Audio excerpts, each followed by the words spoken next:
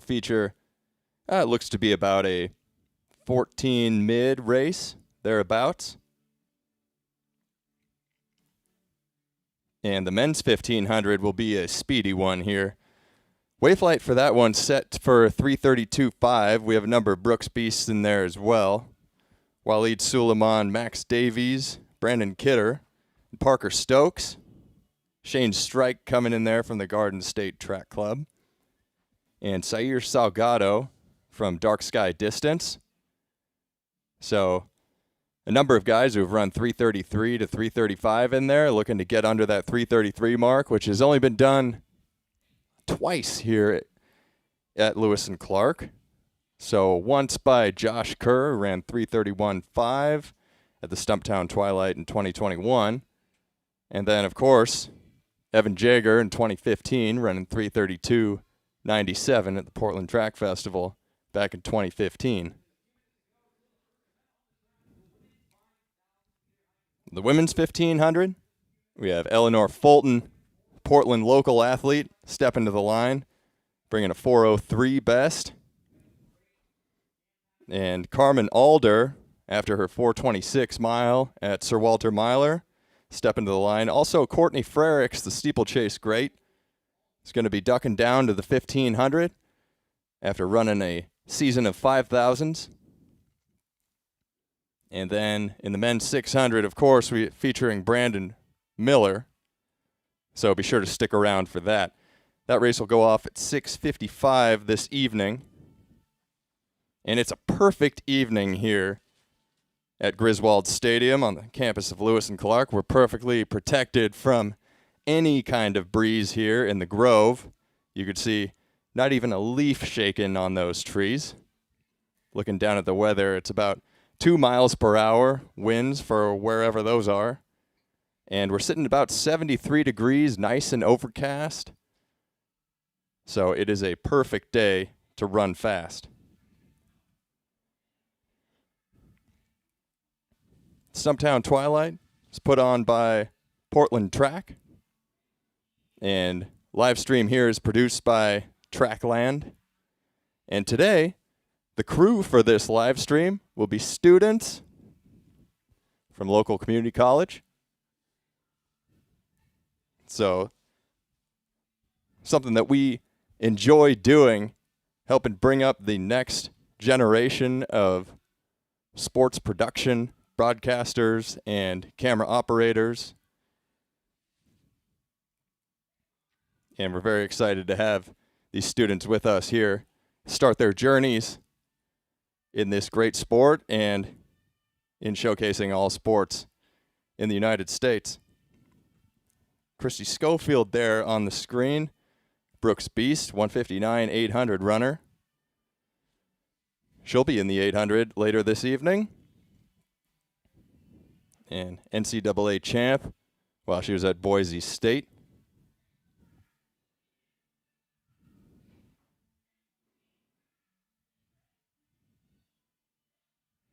Well, the first event on the track will be the women's 5,000.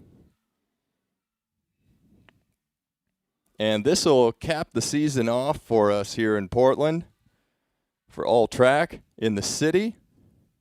It's been a great season here. We had the Portland Track Festival earlier this year, and of course, we had our 4 summer series meets, all-comers meets that anybody in the city can come run, all ages, all abilities. They're $5 for kids and $10 for adults to run as many races as they want. Talked to a couple kids who ran 5 to 6 events in our final summer series meet. Yeah, and I always enjoy those events because it's something that I think even the elite runners and the hardcore serious athletes can learn from, to just get out there and play. And I think that's something that sometimes we lose track of in the sport, making sure that everything is perfect for competition day, but it's nice to get out there and just mix it up and play every now and then, play track and compete. But here, athletes looking to capitalize on their fitness in late August. We know that next year, the season is going to go quite late as well, with Worlds capping off very late in the season. So it'll be a long build in 2027. And then ultimately culminating 2028 when the Olympics come stateside to Los Angeles. And that'll be a bit earlier, as I think those are taking place in July. So we'll jump back earlier for that season. But right now we're thinking about our schedule for 2027 here in Portland. Portland Track Festival and the Stumptown Twilight. So be sure to check in on our Instagram and our website and see when those dates go up, because you'll want to book your tickets to fly out here. You can kind of see on the shed back there, there was a faint hint of where the Jerry's Trackside Tavern sign was, which was rowdy during the Portland Track Festival. Jerry's Tavern, famous dive bar, and I'm sure they don't mind being called that here in Portland. But they came and supplied beverages to everybody, getting rowdy on the final curve. Shane Cohen on the screen. NCAA champ in the 800 meters, 144 man. He'll be jumping into the 800 today. And again, Christy Schofield there.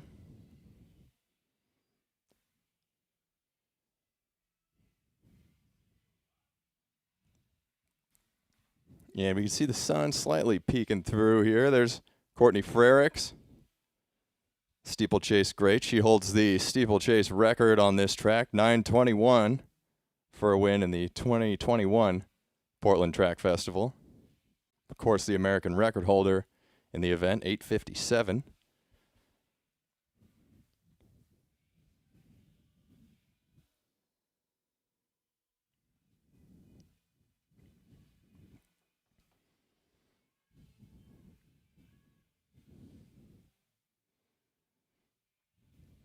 And 5,000 runners assembling there at the start line.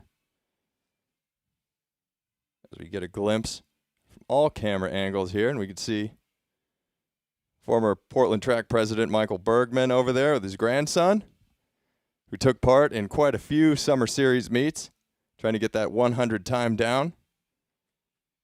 He'll rest the legs for this offseason, get back after it in the 2027 season.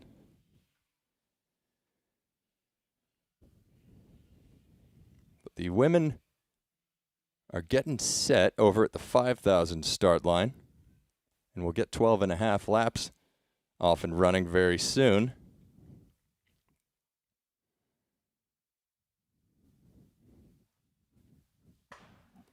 And here we go. And we can see them on the other side of the track getting going. And as I said earlier, this is kind of a hodgepodge of paces and abilities here. Everybody on the track putting an effort out there at the end of this season. Most notably out front there in the blue, Emabet Tilahan, who is an Ethiopian U20 athlete. She placed 6th actually in the U20 World Championships down in Eugene last week, and is sticking around here, getting another effort in.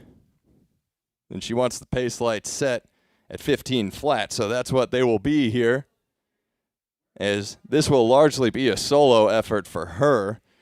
The next seed time in the field is over 16 minutes. So for Tilahan, this will be a solo journey out here. 6th in that 5,000 down in Eugene in those kind of smoky conditions. It was a little smoky up here for a while in Portland as well, but it's cleared up quite nicely, and I think the AQI is sitting right around 30 here today, so perfect running weather here with that little bit of overcast, 73 degrees, not a hint of a breeze, and we're getting a nice little meet going on here.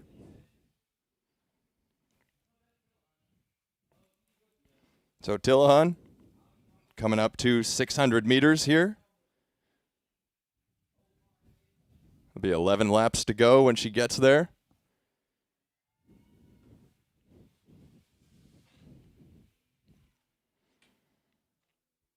And I'll let you know her split when we get that populated on the screen.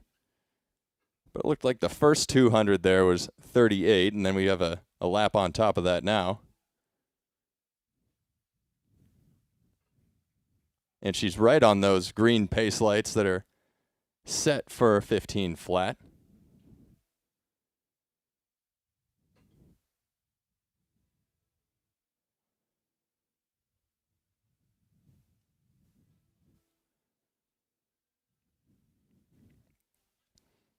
So that was a 78 lap on top of that 38-second 200 for a 156 through 600.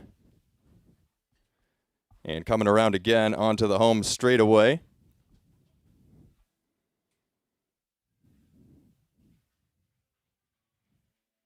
You can see Lewis and Clark track coach Chris Reed in the background there. He's the steward of this facility. 10 laps remaining now for Tillahan.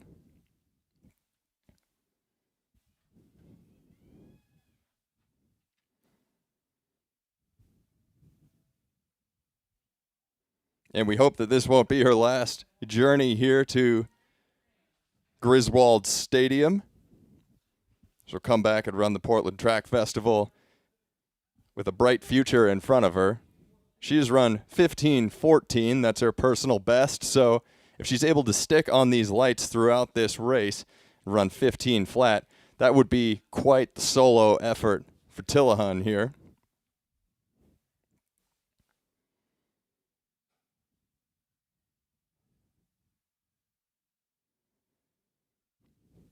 And Amanda Phillips also in this field, running for the local Team Red Lizard.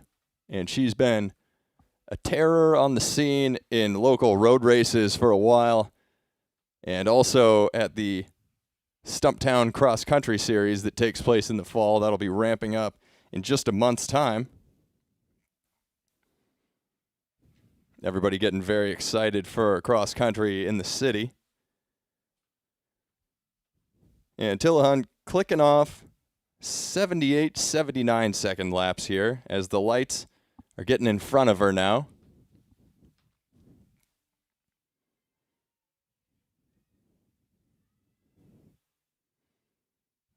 And I'm sorry, those splits are for Hannah Benoit Butcher, who is in second place right now,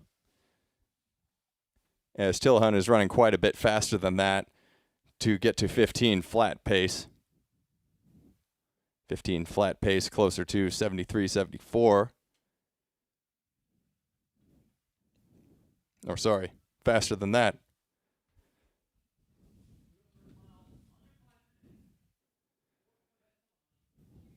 Under 5 minutes here for the first mile for Tillahan. So making hay here in the electric forest.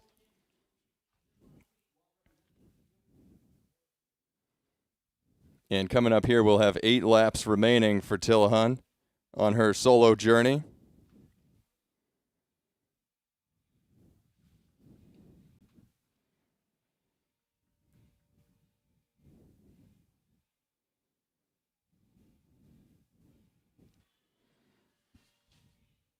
So Hannah Benoit Butcher sitting in second position here.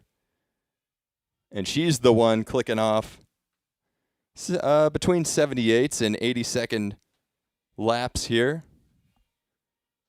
Good effort on the track. And then Amanda Phillips behind her, and Jessie Rubin on the track too. Jessie Rubin, another athlete that is known for the her summer series exploits, but also a trail athlete too. So doing a bit of all of it, roads, trail, and track. And Tillahan, you can see on the screen there, looping around.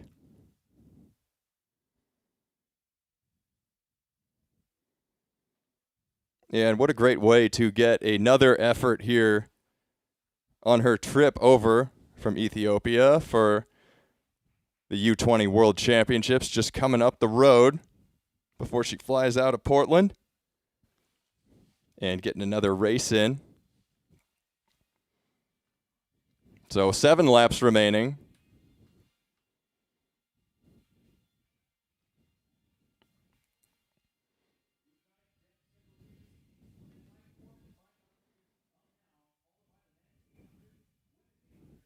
And earlier this year at PTF, we saw Emily Mackay run 5,000 in pretty much a similar way to Tillahan right now. She led the entire way looking completely relaxed, won that race going away, running by Jerry's Tavern, smiling every time as they roared her on.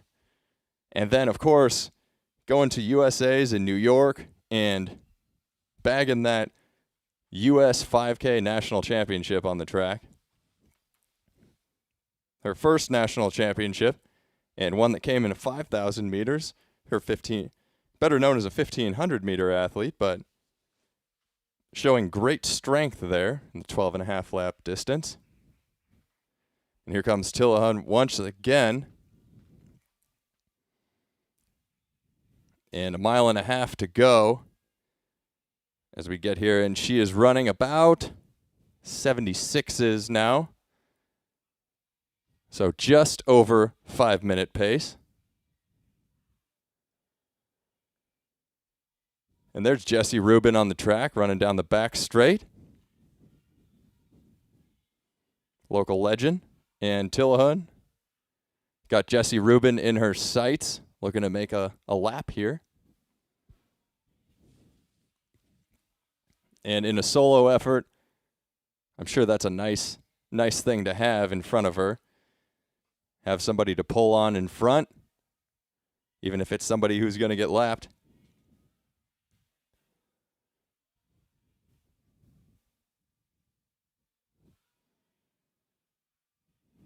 There's Jessie Rubin swinging wide for Tillahan on the track.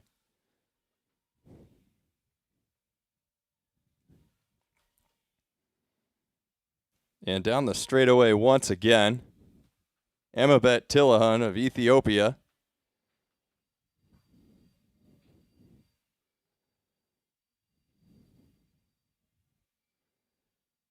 And coming up here, about 76, 77 once again. So just over 5-minute pace still. And the lights have gotten a bit away from her that are set at 15 flat. So the lights are about 100 meters ahead of her. She is probably a bit off of her PR pace right now. Her PR is 15:14. And in that 6th place finish at the World U20 Championships, she ran 15:32 in that race. And there's Amanda Phillips on the screen. Tillahan has her in her sights right now. It's also motivating for those athletes like Amanda on the track too, knowing that they've got somebody behind them breathing down their neck. Somebody with the fitness like Tillahan out there.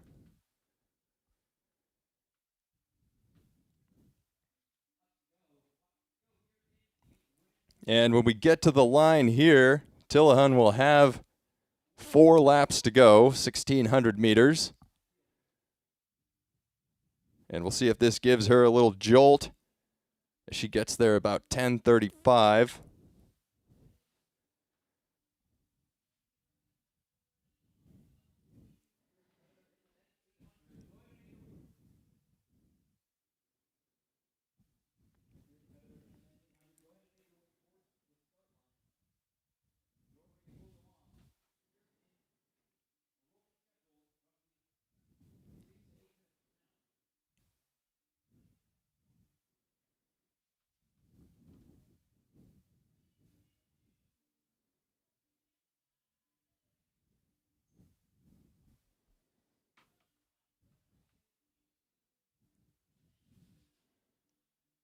And rolling around the track still.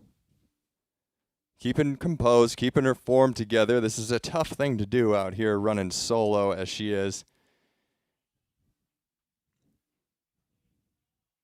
But something that she wanted to do for sure. To come in here and get another effort. And it's always good to test yourself like that, or it's definitely challenging to run a race like this on your own, but something that'll pay dividends for her as she gets into tougher races and knows, I've gotten through this before. And I've done it myself. So here she goes. It looks like form starting to falter a bit as she powers around inside 3 laps to go.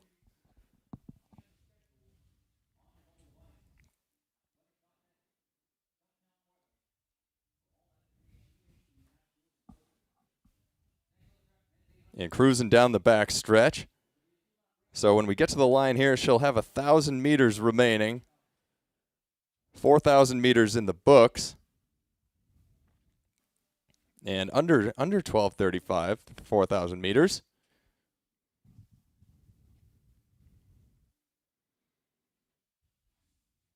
Tillahun competing in this 5,000 meters, and we've got athletes prepping for their races in the outside lanes as this race is going on.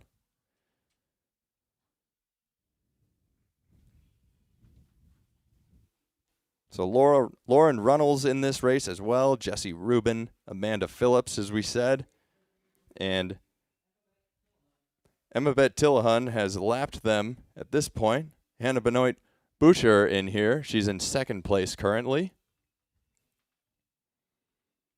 But Tillahun inside 2 laps to go now. And trying to keep it together and finish this thing out. She's run the entirety of this race solo.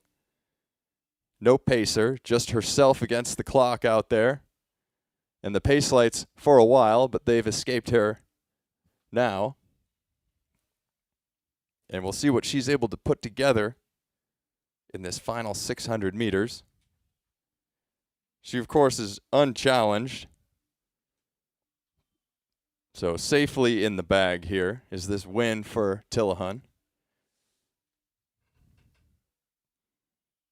But now it's up to her just to see what she can deliver on this beautiful evening here at Portland. And we see Valerie Tobias, Christy Schofield on the infield, readying themselves for their 800 race. And Emma-Bet Tillahun coming up to a lap to go. She'll hear the bell. 14:31 on the clock. We'll see what she can do over this last 400 meters. So she ran 15:32 at U20 World Championships to get that 6th place there. And her PR 15:14 no doubt came with greater competition than what she's facing today in this solo effort. But she's powering down the back stretch right now. And this will be her fastest lap, I'm sure of it, in the last few at least, as she gets to 200 meters.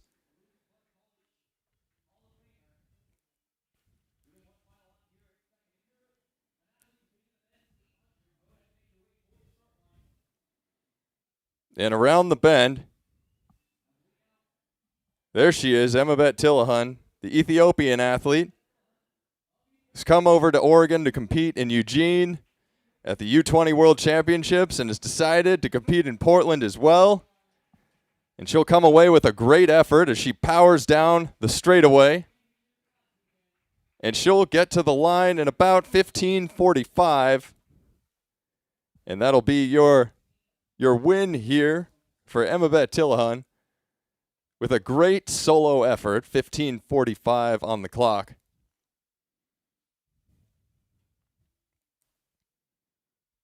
And here's Amanda Phillips coming down, and I think she'll have a couple laps remaining. And then that looks like it could be Lauren Runnels over there closing out her 5,000 time. So 1 lap remaining for Amanda Phillips, and Jessie Rubin on the track as well. She's got a lap to go.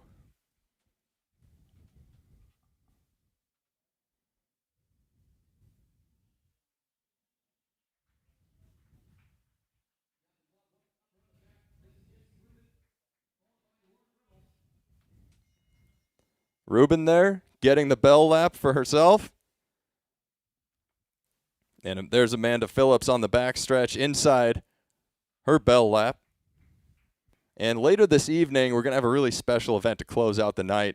A 4x4 that's put together by Wildwood Running, the She Rock 4x4. It's put together by Wildwood Running, She Flies in Sport Oregon, Shamrock, and Girls on the Run here in Oregon. And it's going to place a youth girl, a middle school girl, a high school girl, and an elite woman on the same 4x4 team.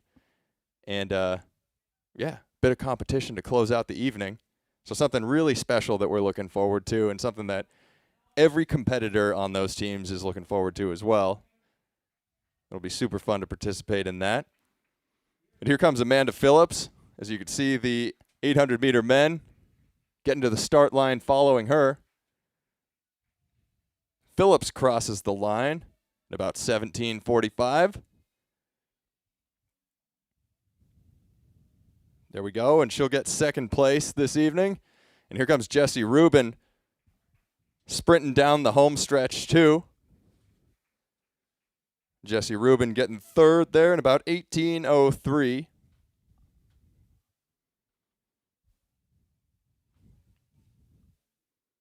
And here I believe that's Lauren Runnels on the track. And I think she may have a lap to go when she gets here. So opportunities for everybody here at Stumptown Twilight to close out the season. And we aim to give more domestic opportunities to racers of all abilities here. And also bring around the next generation of broadcast and production and camera operators too, as this live stream production is brought to you for free anywhere in the world, and donated by the TRACKLND group. And we're using it as an opportunity to give experience to a class of film production students at the local community college here. So something we do every year at the Stumptown Twilight. You'll see this production grow throughout the evening, improve throughout the evening. And by the end of it, when we get to Brandon Miller's 600, it'll look like it's NBC. You can see Danny Mackey on the back stretch there, too, the Brooksby skipper. He's out here coaching many of his athletes in the 800s and 1500s and 600. As we see Lauren Runnels here make her way around the final bend, and she'll get onto the home straightaway. And the crowd's bringing her in.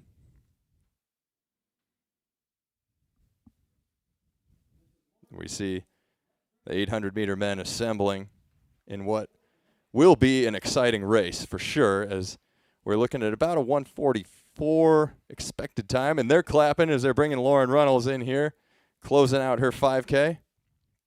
So women's 5,000 in the books here. 2015 for Lauren Runnels in a good effort on the track. Emma Bett Tillahan with the win there, 15:45. And now we turn our attention to the men's 800 meters, which is slated to go out in 50.5 through the quarter. So Sam Whitmarsh in this race. As we said before, the NCAA champ for Texas A&M. John Rivera in here, Brooks Beast. You can see him on the line wearing that chest number 3.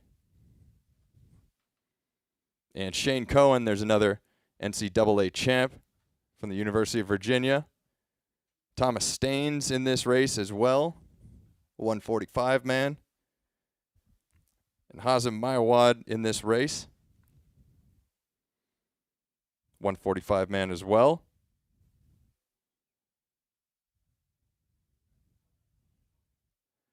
And this race will be paced by George Espino. You can see him in the outside lane there in the blue.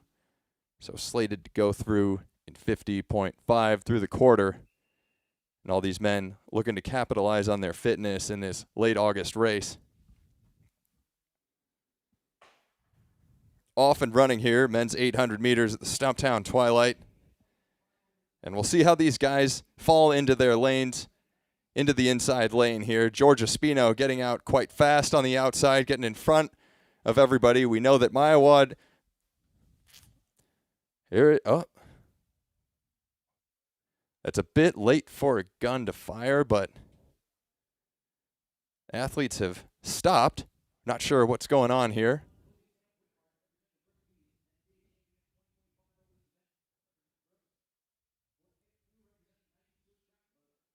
And we'll see what happened here, as there was a gun that fired after the starting gun, calling the athletes back.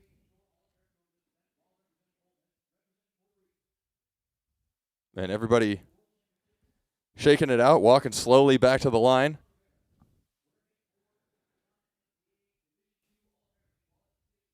A bit unsure of what happened here. I didn't see anything that happened on the track, but I was cued in on George Espino trying to get out front, so there's something that might have escaped me. You don't see this very often, and if you do, it is normally inside the first 100 meters, so a bit late as the athletes made their way all the way midway down the back stretch before this race was called back. And there's meet director Jake McEnany. Maybe has an idea of what happened there.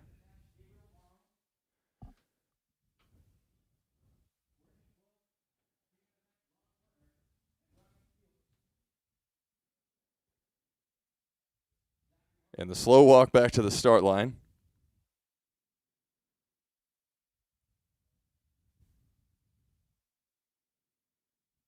And it looks like it might have been a timing situation, as all the boards are blank right now.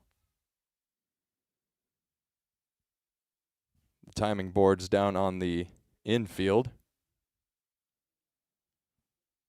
And we see some flickering light here.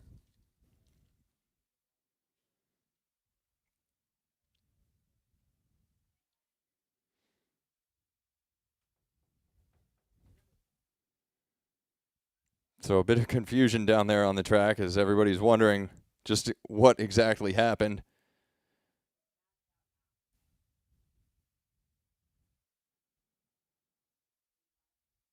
And the timing group down in the truck trying to figure out the source of this issue. But it does appear to be a timing problem.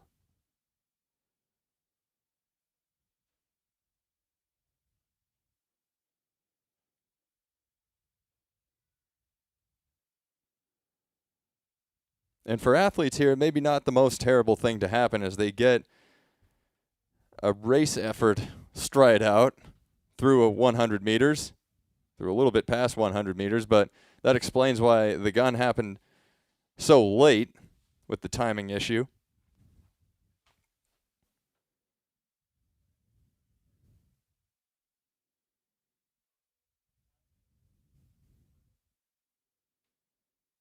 And I'm getting word from Jake.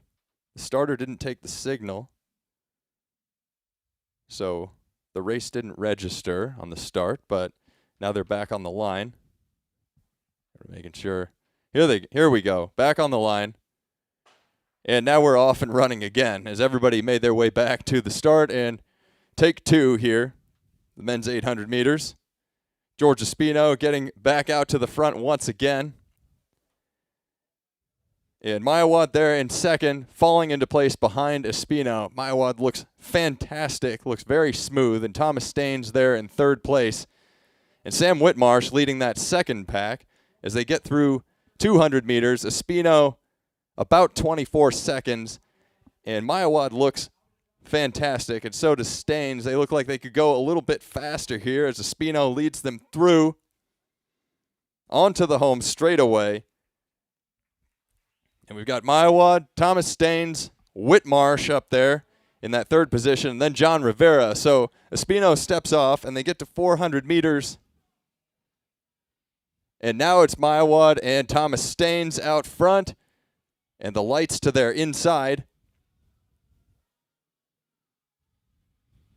And Maiawad 51.6 through the first 400 meters. Staines there, and they're charging towards 600 meters at the moment. Thomas Staines moving to the outside, seeing if he can get past Maiawad, but now they're two abreast.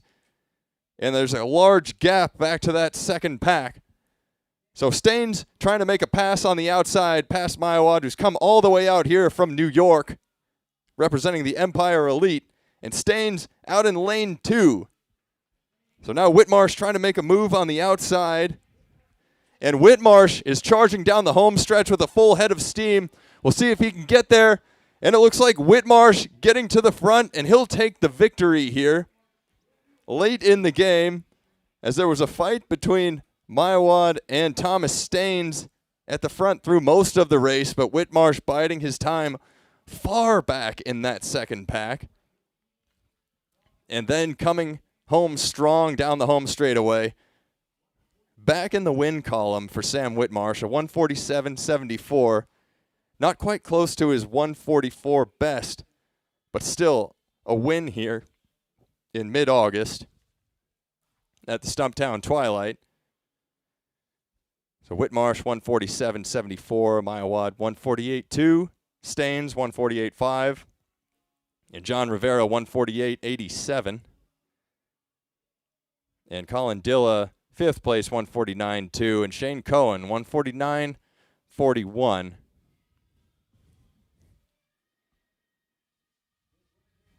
So a nice for Sam Whitmarsh to get the victory there again. The 2025 NCAA champ.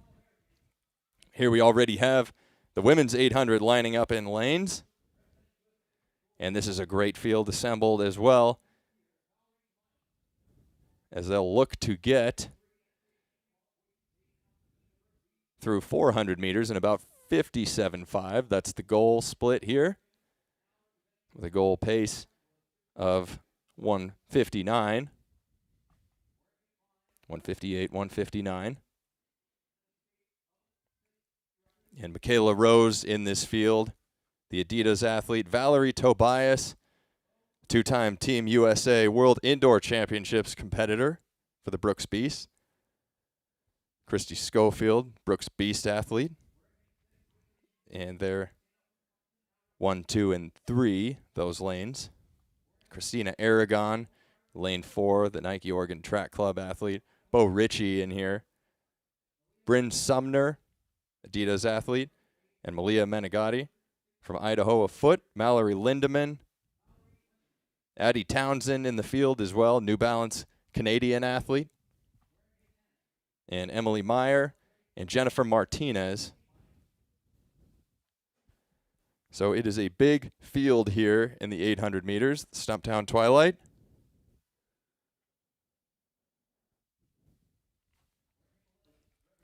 But we'll keep an eye on Tobias for sure, the Brooks Beast athlete. And she's run a few good races this year. 159.72 at the LA Grand Prix. And here we go. Tobias bringing in a personal best of 159.3 to the field, and that came indoors. So we'll see what she can do here. As Anna Connor fighting to get to the front on the outside there, the pacer. And Michaela Rose in lane 1. So we're well ahead of the lights. As Anna Connor tries to get there, but Michaela Rose will take it at the front. And now it is Rose leading this thing, as we'll see them come around the corner. So there's Rose and Valerie Tobias on the inside. And Malia Menegatti on the outside in the gray there. Gray top. So Rose, Valerie Tobias in second position, and then Menegatti on the outside. And Rose coming through very quick. And 58.08 for Michaela Rose, so it is a great pace out there. And Tobias with about a 5-meter gap. Menegatti on the outside.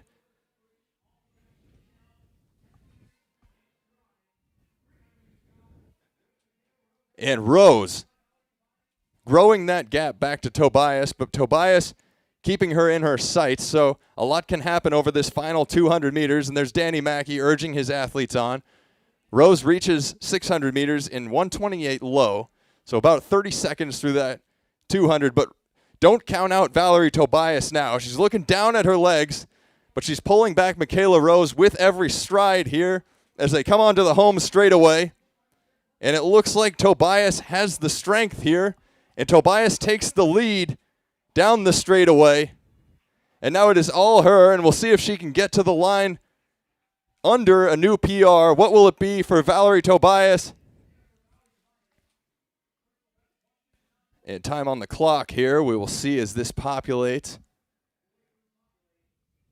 But 159.3 is Tobias's personal best. And 159.83. So a great effort here. Under 2 minutes for Tobias as she closed hard to overtake Michaela Rose. And Bryn Sumner also got Rose down the straightaway. A good effort here from Christy Schofield, too, in fourth. As she's coming back into fitness, 2:02.98. And Aragon squeaking in there behind Rose from the Oregon Track Club, 2:02.81. So Schofield there on the screen. And we have Aragon on the left side. And there's Carmen Alder warming up for the 1500.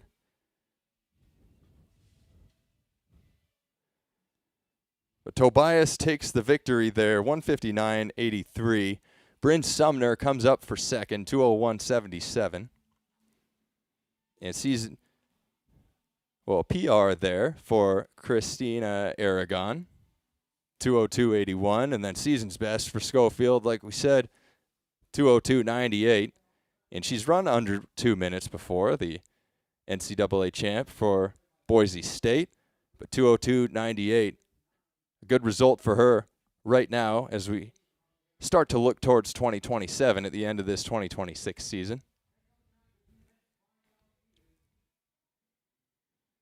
Next event up on the track here, we've got the men's 5,000 meters. So like I said earlier, this is about probably a mid-14s targeted field here. We'll see what they can do. See what the wavelight pace is for this.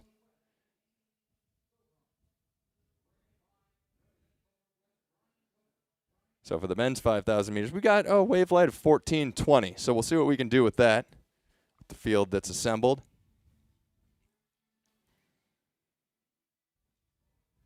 So remaining events, we've got the men's 5,000 meters, the women's 3,000 meter steeplechase, and then 2 heats of the men's 1,500, the women's 1,500, the men's 600 featuring Brandon Miller, and the She-Rock 4x4 relay, which is that great event combining youth girls, middle school, high school, and elite and pro athletes. So a fun way for the fans to get involved here and learn from the greats. But here we got the men's 5,000 meters starting to shape up. We got a few hats. There's Courtney Frericks. She'll be running the 1,500 meters later in the day.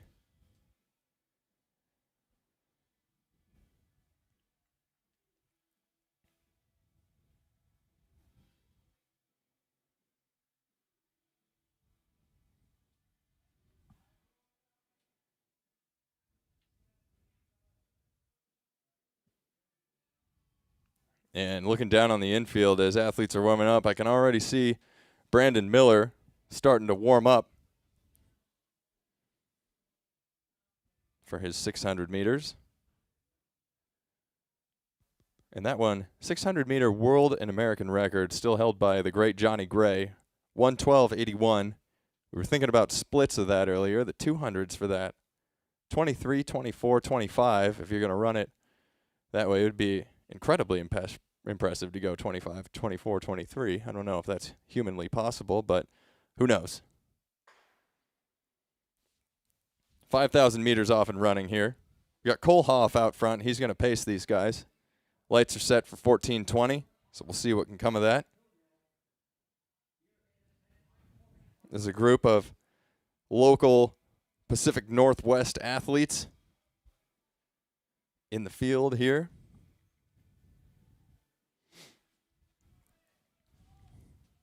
And Hoff wearing that Bowerman Track Club t-shirt, repping his team.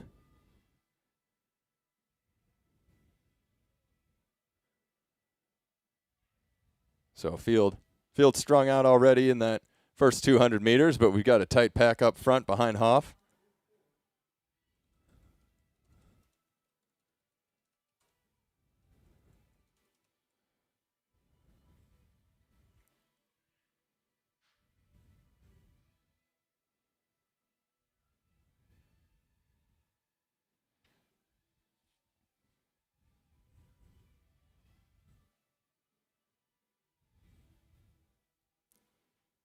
Roberto Marquez in there. Looks to be the athlete right behind Hoff. And David Felipe Mejia behind him. Gerardo Villarreal. Danny Scavron of Club Northwest. You can easily recognize the Club Northwest guys by that bright orange jersey.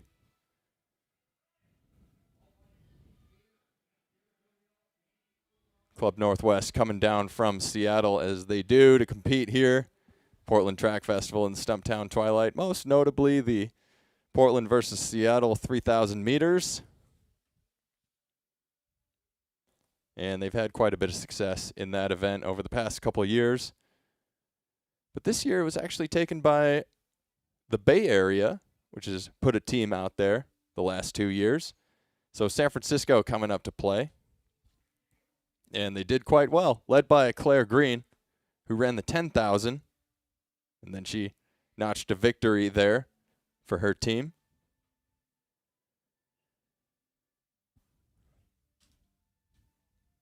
But Hoff pulling these guys through. In the 1,500 meters later today, we'll see a number of athletes out there who are aiming for maybe a sub-333 performance. It's going to be a spicy one, but also potentially a Japanese national record being targeted. And that record, 3:35.42.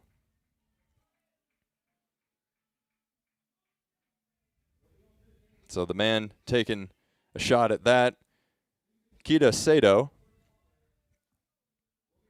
trying to run that 3:35.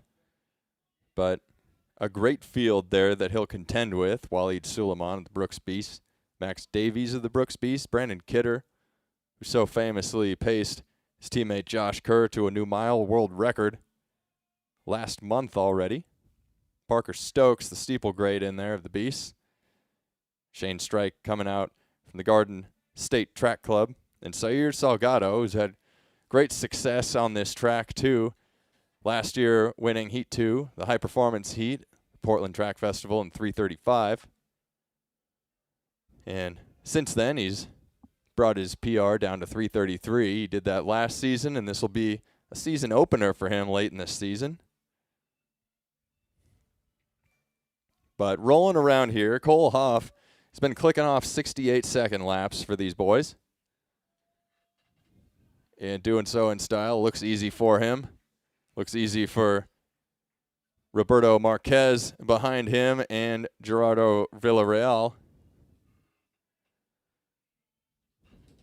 As there's 9 laps to go here.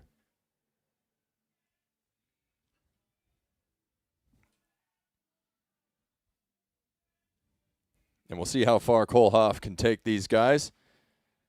As the lights, and they're right on the lights, they're set for 14:20 pace. So it'll be a nice effort here on a perfect August evening. 73 degrees here in Portland. And it's a great tidy little meet, too. We're running it between 5 p.m. and 7 p.m., so perfect timing to make sure everybody gets out to their favorite restaurant downtown in Portland, which, to my knowledge, my opinion, the best dining city in this country. Come at me.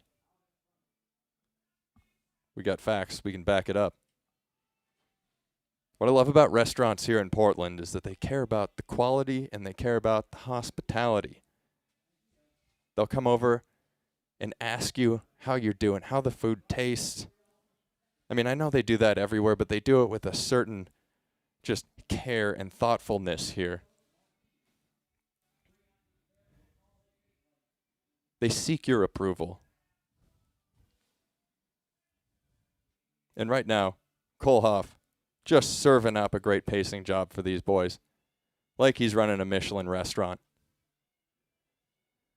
Sliding around the track out there, running 68 highs.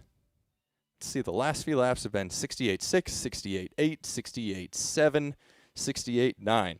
So I know the wave light has made this a bit easier for pacers in recent years, but it's still a tough job to be a pace setter out there. And Kohlhoff doing an excellent job. But we'll see how pacing goes for the 600 meters later this evening. Sam Whitmarsh, who just won that 800 meters in 147.7, is going to come out for his teammate. And both former Aggies, Texas A&M men. But he's going to try and get Brandon Miller through in 23 through that first 200. And then a bit of distance after that, set Brandon up for the next half of that 600 meters. And whatever way you cut a 112 600, it's intimidating. So it could either be a 47 followed by a 25 200, or you could think of it as a 23 first 200 followed by a 49 400 meters. So not easy for for anybody to digest.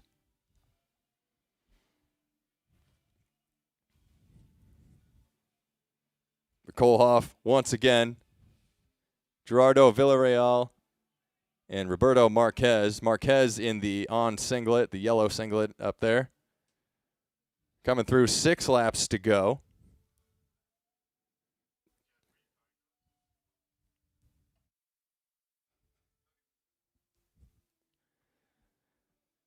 And a two-man race here. As we'll see, maybe Kohlhoff will stick in this. I don't know. But behind them, Dylan Lopez is also in this race, and David Felipe Mejia.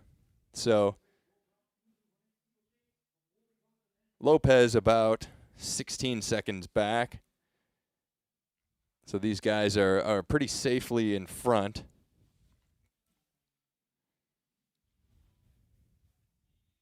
But it looks like we've got, maybe Villarreal trying to keep himself up there, as Marquez still looks very smooth in that yellow singlet, and Kohlhoff doing an excellent job here pacing this race.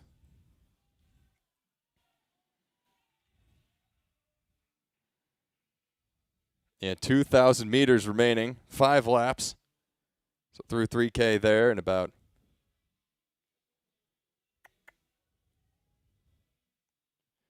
let's see, 8:30 thereabouts, 8:36. And another 68.7 for Kohlhoff.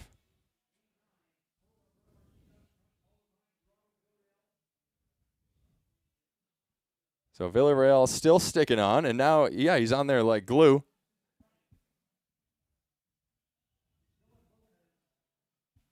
And there goes Kohlhoff through 2 miles. So about 9:14, and it's a good effort for Kohlhoff out there. 9:14 through 3,200 meters is a great day. Nice workout for him. And now it's up to the men out there, Marquez and Villarreal. And Villarreal making a move where it looked like he was maybe struggling a lap ago, but going to the front. And charging hard now as they're 4 laps remaining. But Marquez, for my money, still looks pretty smooth out there. But you never know. Villarreal leading this thing right now. And it looks like he's a gutsy runner, as he's digging in right now, trying to run away from Roberto Marquez. I don't want to speak for him. They could be working together. But eventually this thing will turn into an all-out battle between the two of them. It has to at some point, whether it's 800 meters to go or 100 meters to go.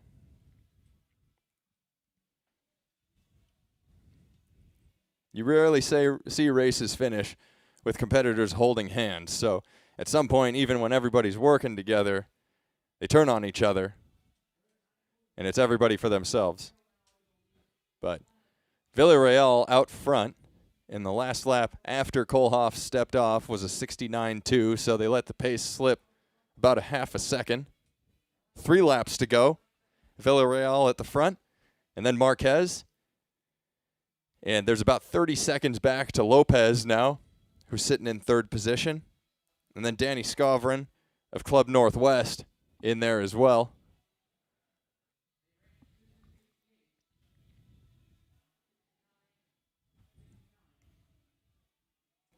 And there it is, another 68.7, so bringing the pace back to where Kohlhoff wanted it. And now we see Villarreal getting some distance. And he's making me eat my words, which is something I love to see. There's nothing I love more than being surprised. And isn't that why live sports is the best? So, Villarreal out front and gaining distance on Marquez. And Villarreal charging down the straightaway here. And that's Brian Comer on the screen. You can see Villarreal going around. They're coming up. Villarreal's got 2 laps to go as he looks at his watch. We'll see what that split looks like on the screen. That's a 68.3 for Villarreal, bringing the pace down. Marquez running a 70 there. So now Villarreal's got some very good distance as he's inside 700 meters to go, charging down the back straightaway. He's in front of the lights, which are set at 14:20 pace. So we'll see if he could stay in front of those. Marquez not counted out yet, but he has got about 40 meters back there. And Villarreal, who looked like he was digging in and gritting it out 3 laps ago, is out front charging away and gaining distance on those lights. Onto the straightaway, Gerardo Villarreal trying to break that 14:20 set by the lights. And when he gets to the line here, he'll have 1 lap to go, and I think this will be possibly the fastest split of the race yet. There's the bell for Villarreal at about 13:10, a 66.8. And we'll see what he could do over this last lap. And I love to see this because it looked like he poured it out with 2 laps to go. And burning the ships, leaving this last lap to go all on heart. And it looks like that's what he's doing now. And look at that, pumping the arms down the back stretch, lifting his knees, and giving it everything he has. He's splitting the difference here between those 2 runners he's lapping. Busting through. And it's hard to tell. I don't know if it's bicarb or if it's all heart, but I'm going with all heart here for Gerardo Villarreal as he's able to fight off the lactic acid that's building up, but he's pushing through and onto the home straightaway. We'll see what this time is going to be for Villarreal. And he'll get to the line with the win well under 14:20 and loving it too. Yes, I'm right there with you, Gerardo. 14:15:34. You took us there, buddy. Thank you. 14:15 with a great effort, and Roberto Marquez 14:22 finishing it out as well. So not far off that 14:20. And Marquez closed in 64 there. So Villarreal closing in 65.10. Marquez with a 64.3 to get 14:22. So it was that last few laps that Villarreal was digging in, not questioning how much he had left in the tank, and just pouring it out. And he was rewarded with a new personal best. Coming in, it said that he had a personal best of 14:31, and he comes away with a 14:15. So pretty amazing result for him. But we got Dylan Lopez on the track. Danny Skavrin as well. And it looks like this is Skavrin taking the front from Seattle, wearing that Club Northwest orange. And he'll come through the line in about 15:33. And Lopez right behind him. And there's our boy, Brandon Kidder, warming up for the 1500. And I'm personally invested in this one, but I'd love to see a great day from that man out there. Brian Comer coming to the line here. And he'll clock under 16 minutes for 5,000. 15:55.55. If you call that number, no one will answer. Here we go. Philip Hu on the track. And he's gritting it out, coming to the line here in about a 16:21.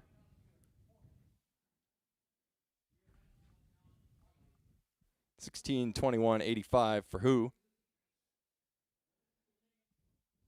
And a great little 5,000 there. 14:15 for Gerardo Villarreal. And Roberto Marquez closing out nicely for 14:22. A great battle between the two of them after the pacer Cole Hoff took them all the way through 2 miles in 9:14 in a nice even 68 high split.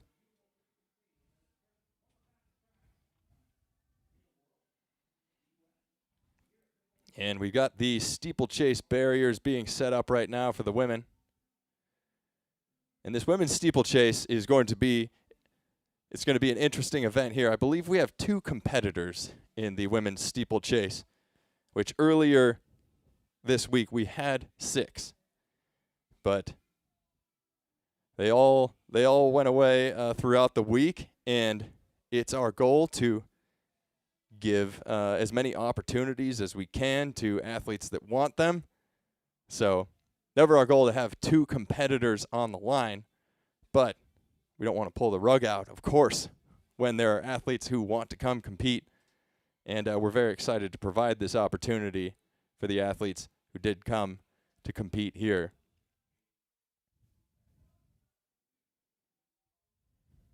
We could see the Brooks Beast women cooling down there. Tobias at Schofield. 159 and 202 for them.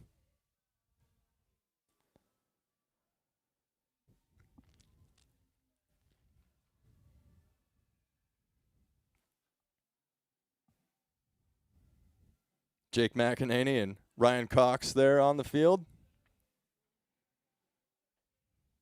Meet director Jake McEnany for the Stumptown Twilight.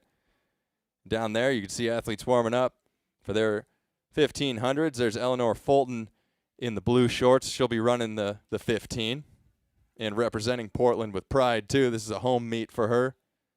And she's got a big rooting interest in this city. There's Max Davies, the Brooks Beast. A rookie Brooks Beast here. 333 man. He'll be running the 1500 later.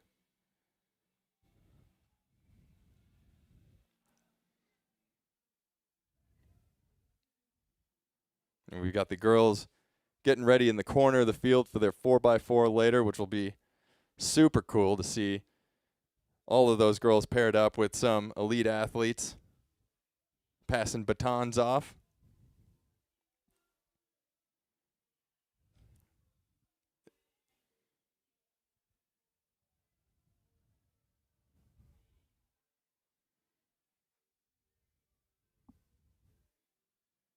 And I could be wrong, but it looks like that might be Parker Stokes out there, the Beast steeplechaser. He's running the 15 as well.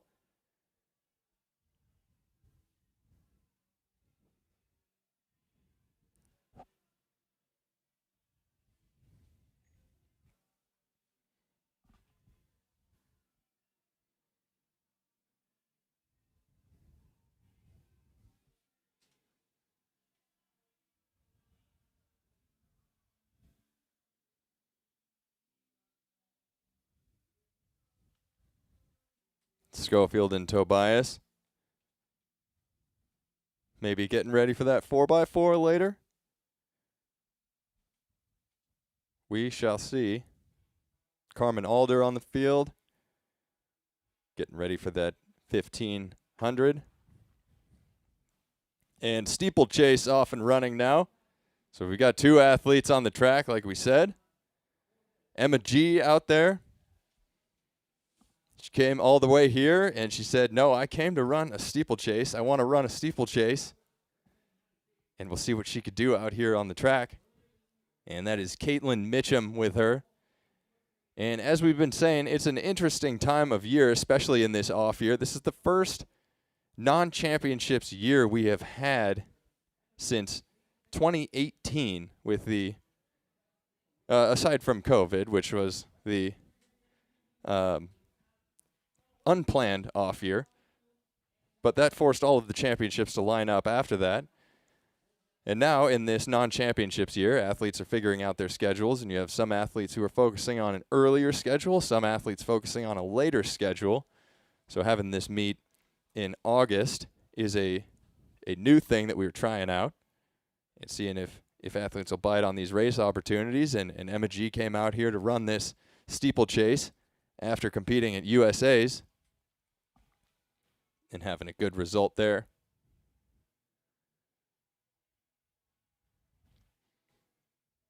So G 10th at USA's, and she's in that gray uniform out front. And she's been a very consistent athlete too, ratcheting down her PRs over the last few years, going from 950s down to 940s, and I think she had a year in the 950s, but last year running 933, and then this year at the LA Track Fest earlier this year running 931.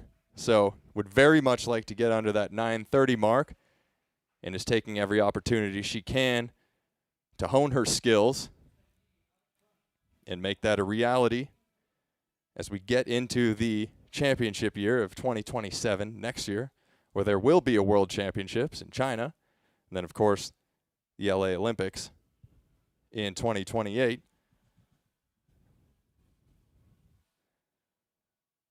So G looking great over the barriers.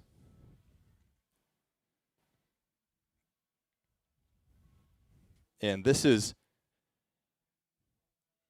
a great time to just go after and see what you can do capitalizing on your fitness, because at this point in the year, the qualifying window for next year's World Championships, where you can get points and you can notch auto qualifying times, does not open until next week, actually. So this race here does not count for those next year, but it is an opportunity to show what you can do. Show the work that you've been putting in over the course of this season, and it is a result on the board, and that's what we like to see, and something that everybody in the stands here is appreciative of, seeing an athlete of Emma G's caliber come out here and compete in her main event. So 5 laps to go for TRACKLND Mitchum in second place. And G clicking off 76s, 75s.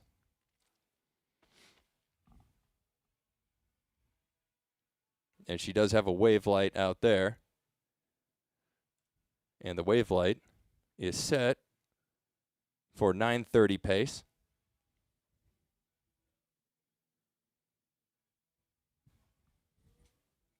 So G approaching the water jump again. And through cleanly. Out around the bend, onto the home straightaway, and the lights are slightly in front of her as she is staying within herself, competing here. Staying composed.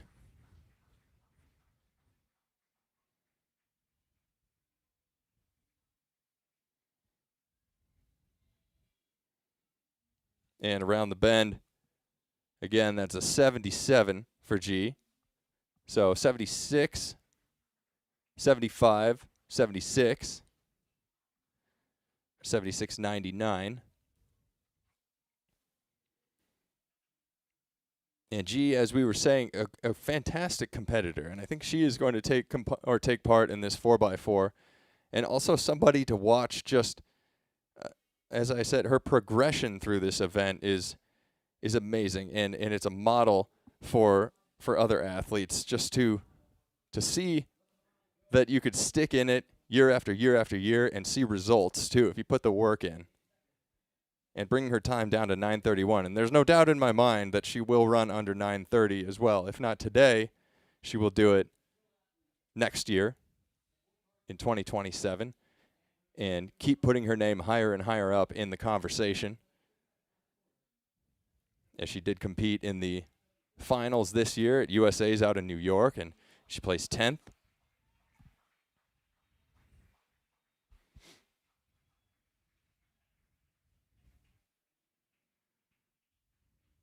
So the women's steeplechasing scene is taking a bit of a reshuffling now, as we saw Emma Coburn come back into the scene this year. And Courtney Frerichs here at this meet, but Courtney has been running more 5,000 meter races this season, and she'll be jumping into the 1,500 today. But Courtney, the American record holder in this event, 8:57, and she's also the Lewis and Clark Griswold Stadium steeplechase record holder, running 9:21 back in 2021, the Tokyo Olympic year.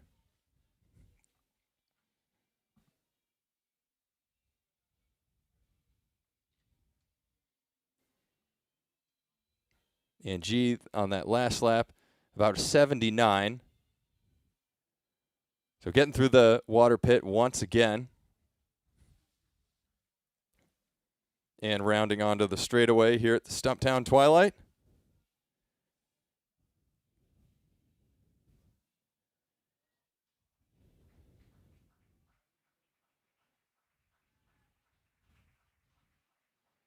And the fans in the stands are putting their hands together as she makes her way down the home straightaway here. And gets to the line with 2 laps remaining. 7:13 on the clock. So that was about an 82. So now we'll see what she could do over these final 2 laps. And again, it is a hard effort to get out there and run this race solo. It's tough to navigate the steeplechasing, jumping the barriers in a pack, but it is difficult in any race of this distance or longer to go out there and run a solo effort. And that's something that we saw, or we're seeing Emma G do right now. And something that we certainly saw Emma Bat Tillahun do in the 5,000 earlier today, running 15:45 completely solo, after she ran 15:32 to get 6th at the U20 World Championships. But G through the water pit once again.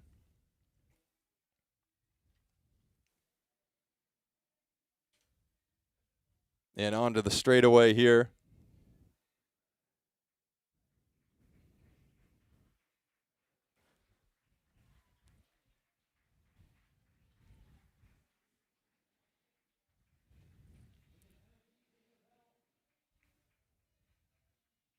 And there's the bell for G, inside a lap to go, and another 82 on the clock. So we'll see what she can do over this final lap. And this is definitely something that she can learn from here. Every race is. And this one certainly, as a totally solo event. And getting out 75 and 76s, and holding on at the front. And over this remaining lap, seeing what she can do to bring it home when it starts to hurt, when it gets tough, when you don't need to push because you're not chasing anybody. And what's possible in these conditions. And what can she call a win today? And through the water jump for that last time. And she'll round the bend, and she'll see the home straightaway one last time as well. Emma G onto the straightaway one last time. And she's over the final barrier, and nothing but open track between her and the finish line. G with a fantastic solo effort here in the steeplechase. And coming in right around 9:56 for the finish. Yeah, 9:56.82 for Emma G. So not close to her best time, but a good effort here and one for the books as she looks toward her next big race on the track. Caitlin Mitchum out there on the track, getting a race in for herself as well with this opportunity.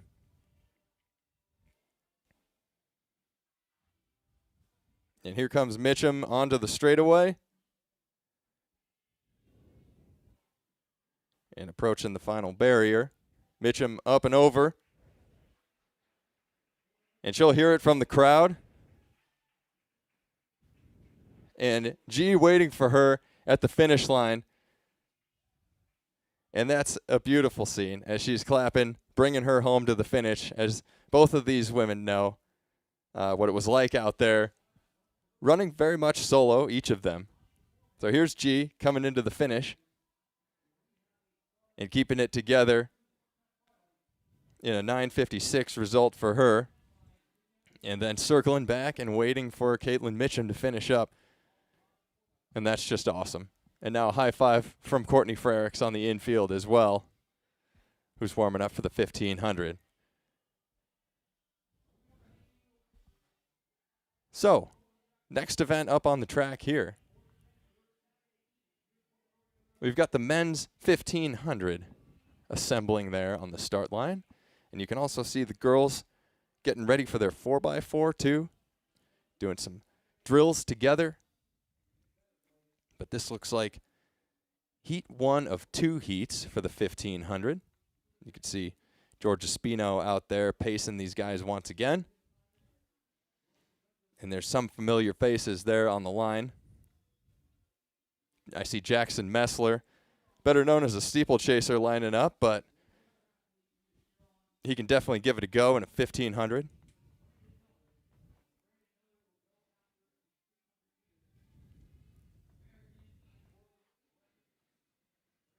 And we're getting the next event competitors on the screen here. So not who is lining up currently. Maybe they'll fix that soon with the timing, but a bit of confusion with heats 1 and 2 and the numbering of those. So this is the heat going first. Maybe it's called heat number 2. But we'll see who we have lining up for this one.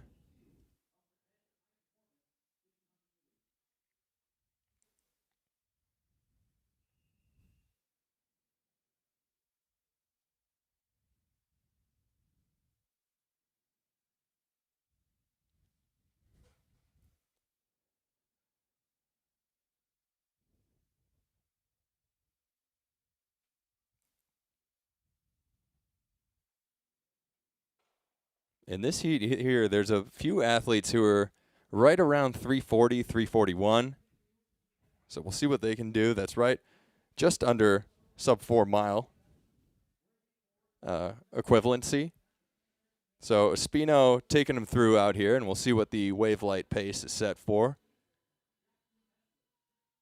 And that's set for 340. So Espino on the blue lights. Wave light set for 340.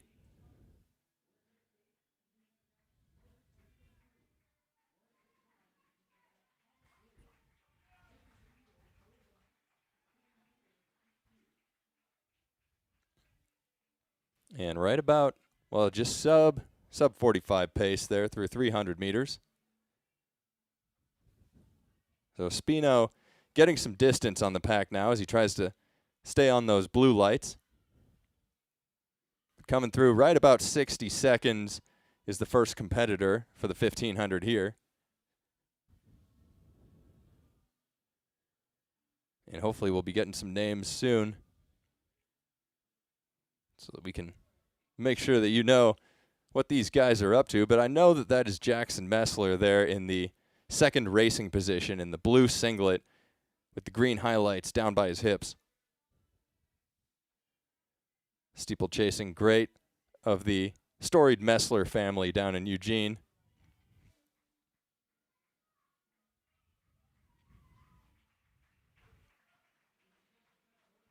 And Messler takes the front now.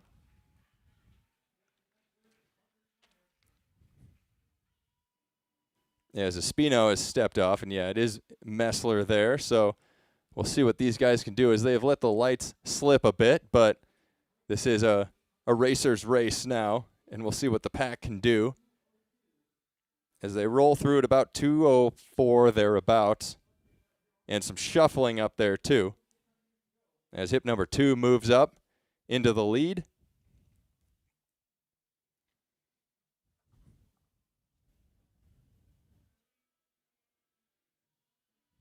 And that is Parker Schneider, I believe. Schneider up front, Messler in third, Jacob Hatcher in second.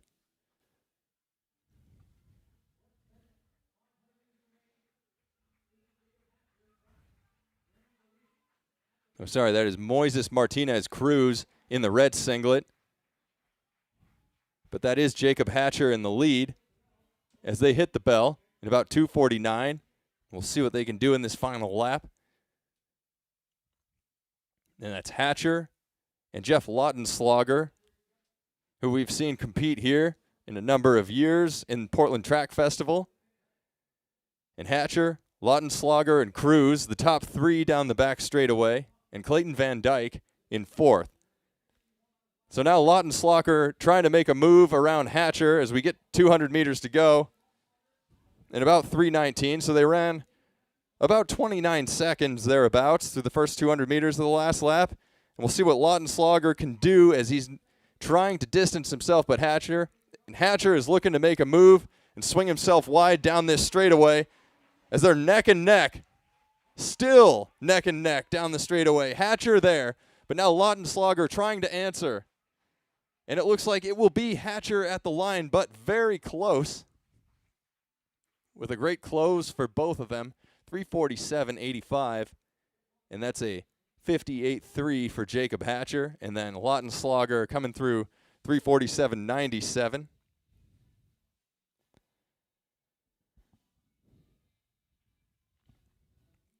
And Moises Martinez Cruz 3:51, Van Dyke 3:51, and Messler there 3:54.85.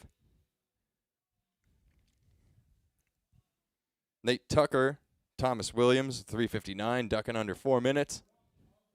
So the first heat of that 1500 taken in a 3:47 with a nice little close in 58 seconds. And Hatcher reclaiming the lead from Lautenschlager, who took it with about 200 meters to go, and then Hatcher comes roaring back down the home straightaway after a pace job there by George Espino. And now we have the top heat of the men's 1500 lining up on the track. And this one should be exciting, as we've got a number of guys looking at that 3:33 mark. We'll see what they can do. The wave light set for 3:32.5. And I think Hazem Mayawad is coming back to pace this after competing in the 800. And you can see him there in the black uniform walking to the outside. And Kita Sato, and he is third from the outside in that swoosh TC uniform. He was looking to get after the Japanese record of 3:35. In the center of the track there, you can see Brandon Kidder in the Brooks Beast uniform. Max Davies in the inside, that Brooks Beast uniform.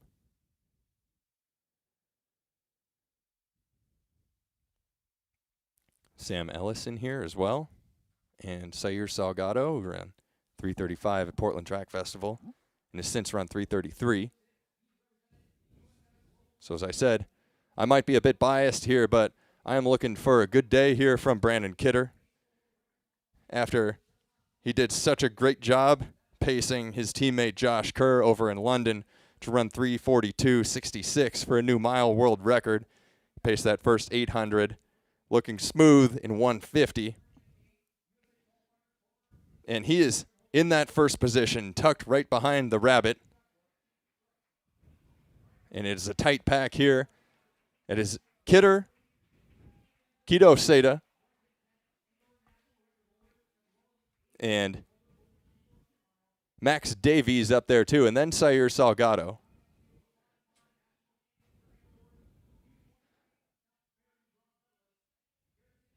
So Pacer looking very smooth here, which is always good for somebody to look at as you want to try and relax as much as possible in the early stages of this race, which is what Josh Kerr wanted at the beginning of his mile world record. He wanted his teammate Brandon Kidder out there to look as relaxed as he possibly could so that he could take some of that energy and internalize that. And Kidder right there in that second position. Max Davies, a 333 man, and he's a rookie beast. And you got to watch out for Sam Ellis back there, too, in the all red. A great 1,500 runner, also a good 800-meter runner. He's got some wheels, and he's made his way by Sato. But through 140, about right on the pacing lights, and a 56.9 lap there. So a fantastic effort from these guys. And a great pacing job here. 154 through 800 meters, and now it is Kidder who's found himself at the front with his teammate Max Davies. And Kidder, one of the longest tenured beasts on the team. Max Davies, one of the newest beasts on the team. So Kidder, the old dog, showing the young gun some new tricks out here, seeing if he can hold him off. And Sam Ellis trying to bridge that gap there that's forming back to the second pack. But like we said earlier, there's been two men who have run under 333 on this track before. That is Josh Kerr running 331.5 and Evan Jager running 332.97. And Brandon Kidder at the front. And 2:37 on the clock with a lap to go. It is Kidder and Davies, the two beasts out front now. 57.9 on that lap, and we'll see what these guys can do. We know they're fit. We know that Danny Mackey has these beasts tuned to perfection, and they're able to attack certain moments in the season precisely. And here is Davies going by his teammate Kidder, swinging wide, and we'll see if Kidder can hold on here. And this is going to be a race with 200 meters to go between the two beasts. This is Davies and Kidder's not giving up yet. He won the Guardian Mile over in Cleveland, the road mile over the Guardian Bridge last weekend, and now he's swinging around once again, and this is perfect for Kidder as he gets by Davies. And Kidder powering now, swinging his fist with everything he has, and he's going to get to the line here. He's going to win this thing, and what's the time going to be? 3:33 on the clock, and Davies falls over too. That's a great result for him, 3:33.47. That is over a 2-second PR for Brandon Kidder, and well-deserved here. 55.8 on the close. Max Davies, 3:34.64, and a great result from him as well. Salgado comes up for 3:35.61. Second time he's run 3:35 on this track, and that's a season opener for Salgado. So things are looking good for him. And Kita Sato right around his personal best, 3:38.59. The Japanese record is going to have to wait another day. But Brandon Kidder, that's the performance we wanted to see today, and we got it. And Max Davies, a great result from the young beast as well.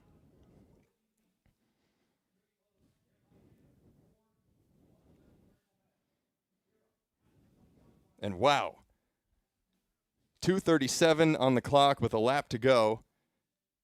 And it looked like they were close to their limits, but a 55.88 close for Brandon Kidder, and that was thanks to his teammate Max Davies pushing him, going around him with 200 meters to go, giving Kidder somebody to chase for that final 200 when he needed it, especially around that curve, and then he was able to summon everything that he had and sprint down that final straightaway to get an over 2-second PR.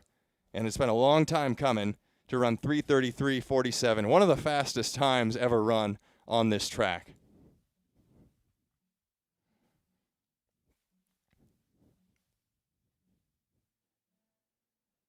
And there's Brandon Miller out there getting ready for his 600. We'll see what he can do. There's been a lot of talk about that 112.81. Coach Danny Mackey with a smile. I think he's happy with that result there. But yeah, a lot of talk about that 112.81 for Brandon Kidder. Or not Brandon Kidder, excuse me. Brandon Miller. Sorry, I'm just so excited about Kidder's result there.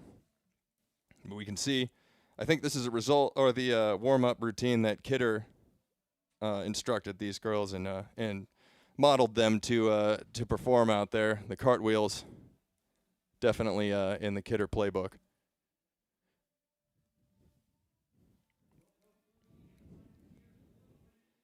You know that Max Davies likes to do a good back handspring before he does 1500, so make sure that before you try that at home, you really test it out too, before you try it out on the line. But there's Eleanor Fulton warming up for her 1500. Fulton with a PR of 4:03.03, and that was done at Jesuit High School a number of years ago in a small race where Jess Hull ran the Australian mile record, the then Australian mile record, and Fulton came through with a PR in the 1500 in that event.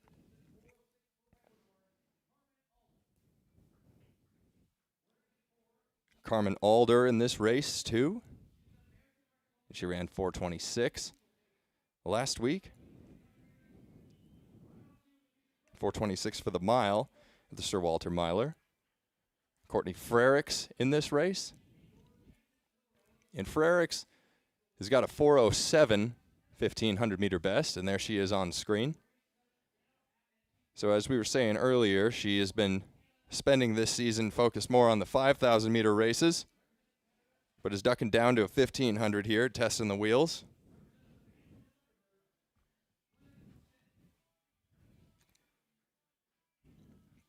Anna Vess of the very nice track club in this race as well. And Courtney Huffsmith, Canadian athlete, 4:14 runner. And she's competed here twice before in the Electric Forest.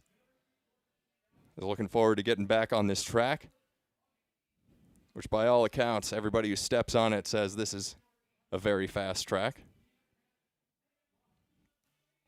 And it's due to the surface here, but largely to the protected grove, which keeps the wind out, traps the sound in, it creates a tunnel of speed.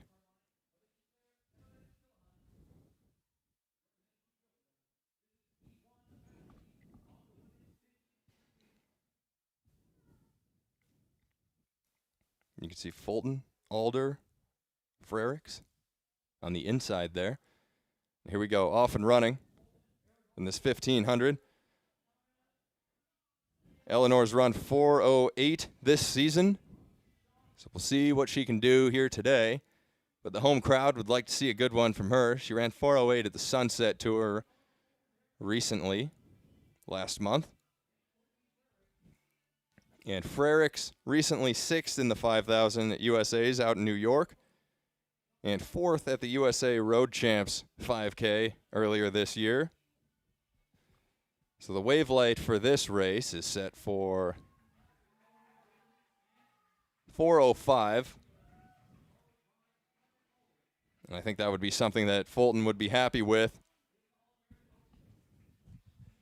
As we see Tillahun in there too, coming back after racing that 5,000, and she's tucked in that third position. So we've got Fulton in second right now behind the pacer, and then Tillahun, who ran the 5,000 15:45 earlier, and then Alder. So 65 seconds through the first 400 meters.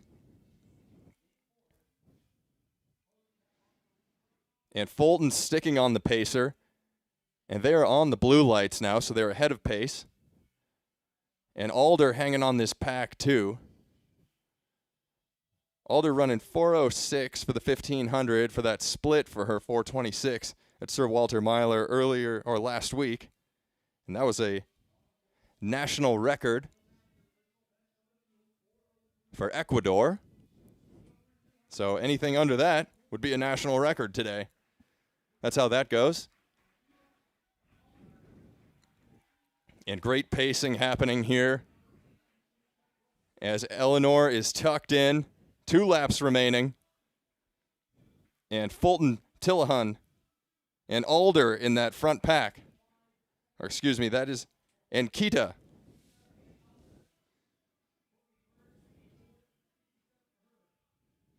And 2:11 here through 800 meters. So Ankita in that second position.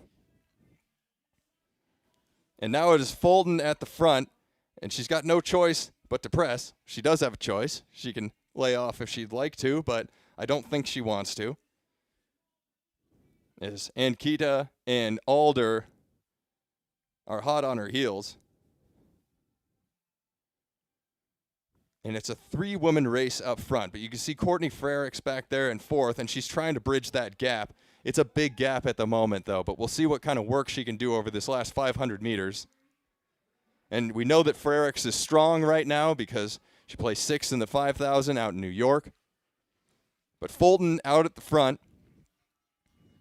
And here we go, about 3:01 high with a lap to go.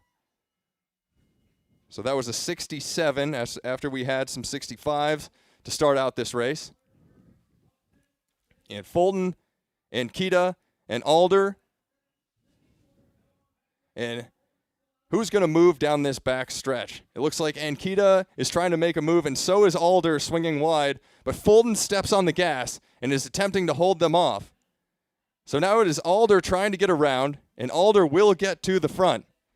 And now there's a bit of jostling, and Ankita steps in, and it looks like there was a bit of maybe stepping around, and Fulton has lost a step or two.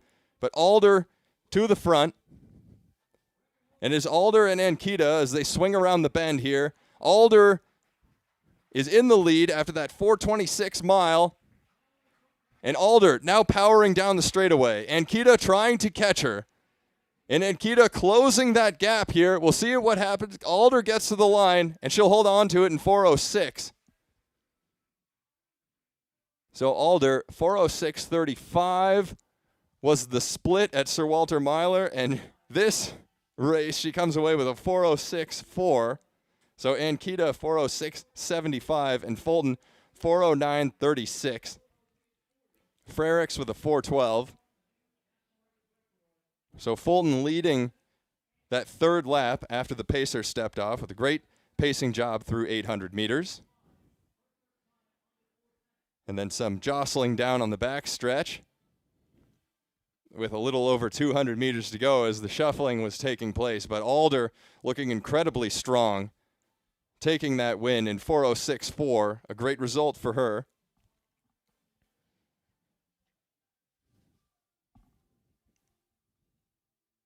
And Ankita with a new PR, 4:06.75 as well. So a great day for her in Portland. And 4:09.36 for Eleanor Fulton, our local hero here. Alder closed in 64.05, Ankita in 64.6. Oh, look at that.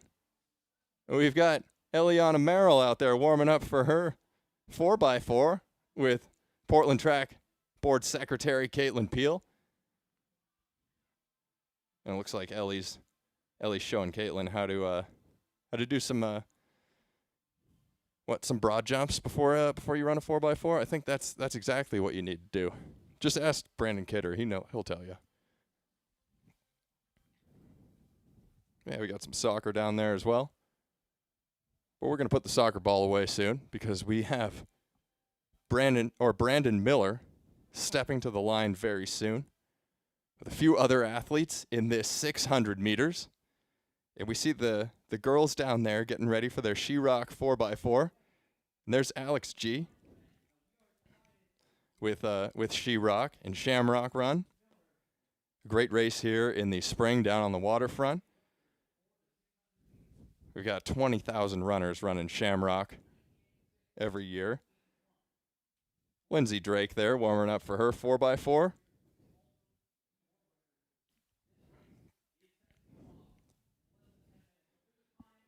And this 600 meters will go off at 6:55, so we have 7 minutes before then.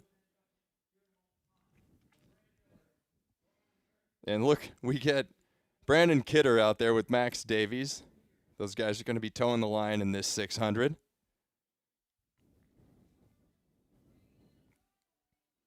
Sam Whitmarsh out there as well. I think he's going to be pacing this, trying to get our friend Brandon Miller up to speed. Brandon Miller has looked fantastic through the recent part of this season, through this entire season, but he's really ramped up. And something that I've enjoyed seeing is just his improvement, not only in his fitness, but in the way that he approaches his 800-meter races.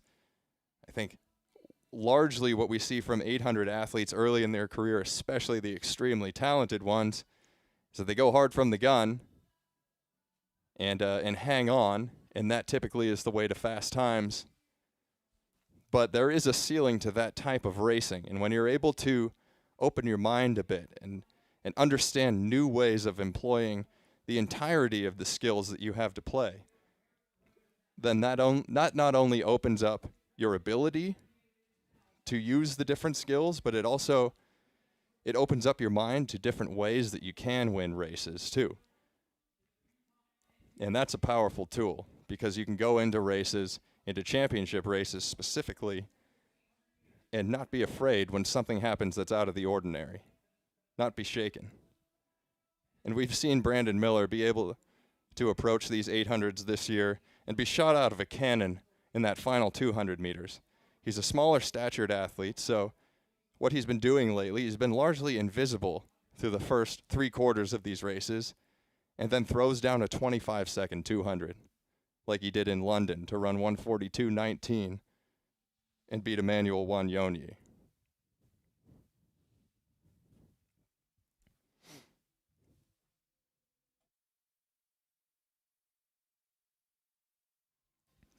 So 1:42.19, about a 1.5 PR for him, and it looked like there's still room there to improve and go after that 141, and he knows it. He has 141 in his sights. He doesn't have just this year in his sights. He has the future. He has 2027. He has 2028.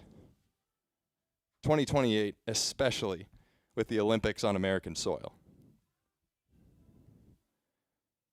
And this is a man who has sat down with Josh Kerr, walked through his racing strategy, has learned from one of the best in the world, one of the best ever, a man that has just broken the world record, and he's starting to talk about world records as well. The world record in the 800, 140.9.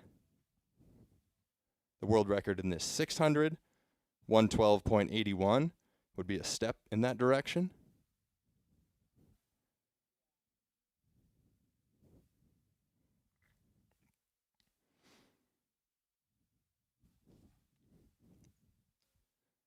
So we have Ethiopian athlete Negahe Aseu in this race as well, 146 man, and he competed at U20 Worlds in Eugene just a week ago.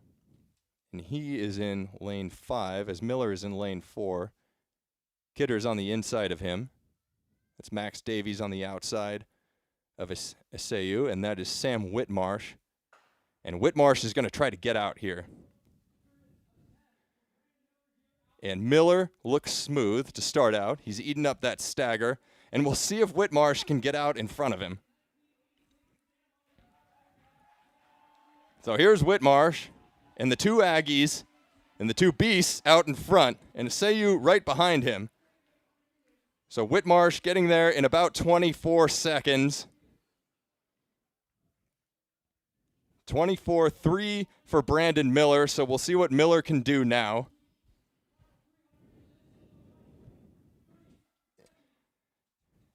And Miller, Whitmarsh staying there down the back straightaway, but Miller approaching 400 meters here. And Miller will get there in about 48 seconds. And we'll see what Miller can do now as he's really turning on the jets. And it looks like the lights are gone now. But Miller, sprinting, got to the 400 in 48 seconds. And now Not looking like he's slowing one bit. Coming down the straightaway, pumping his fist. We'll see what he can do. And he's coming up to the line in 1:13, probably just shy of 1:14.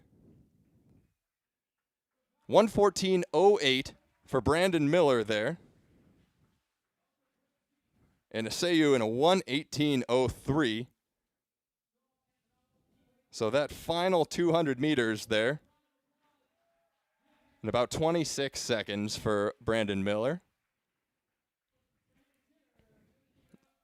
And a good effort here, running 1:14 low in the 600 as he is rounding into form, heading to Lausanne to race later next week, and to run another 800. He is undefeated in the last 4 800-meter races.